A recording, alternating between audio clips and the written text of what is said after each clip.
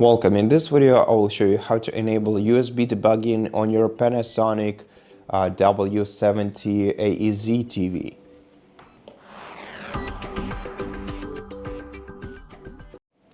Press the gear button on your remote control to open Quick Settings menu.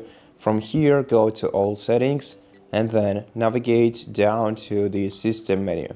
Now in System menu, we're gonna have to select the About section first, and after that navigate to Android TV OS build, then press OK 7 times until you see you are now a developer notification on your screen.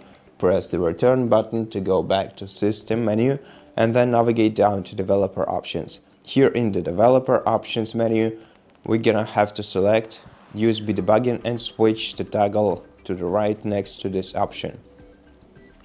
And right now, you can debug your TV via the USB connections. So that's it. Thank you for watching this video. If you liked it, please consider subscribing to our channel, leave us a like and a comment below. And I'll see you in the next one.